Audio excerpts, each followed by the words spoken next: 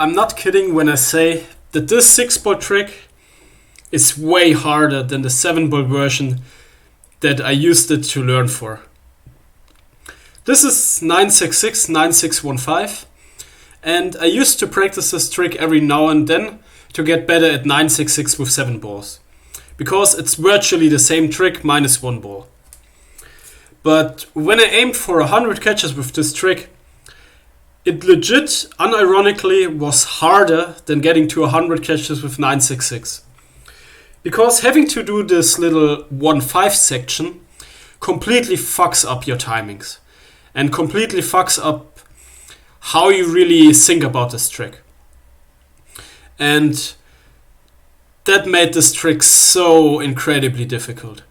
Also, it has a much harder structure than 966, because the thing about 966 with 7 balls is that all you're really doing is throwing a really high 3-ball cascade while juggling 4 balls at the same time. So all of those paths are kind of disconnected from each other.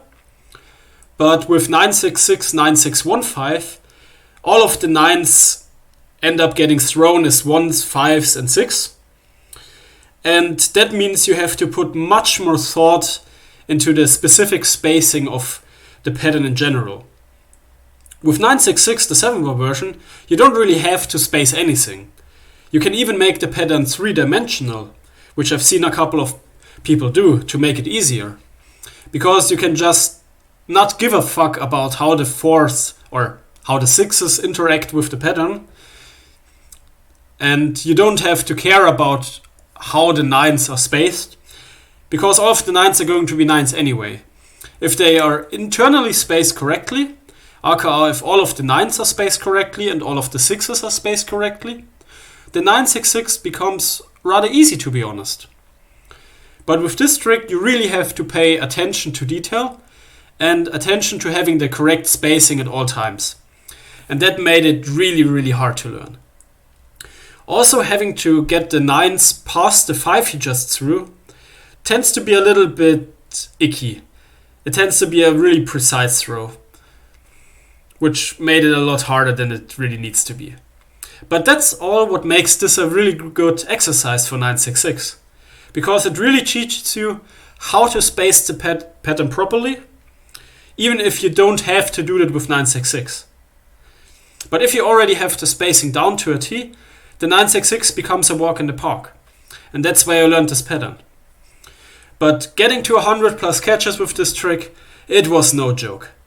It took me hours upon hours upon hours, and I had to work extremely hard to run it for that long. So this is certainly one of the most difficult 6-ball patterns that I've learned, and also one of the ones that I'm really, really proud of achieving. Because aside from being just really, really technical and difficult, I also think that the looks of this trick are brilliant.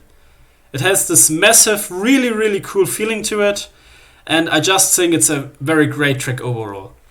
That's why it gets the S ranking from me, and also gets the hard ranking in difficulty, which means it's one of the most extreme tricks that I've learned so far, but definitely worthwhile. But holy hell, this trick is insanely hard to get down. Thank you for watching, I hope you enjoyed the video.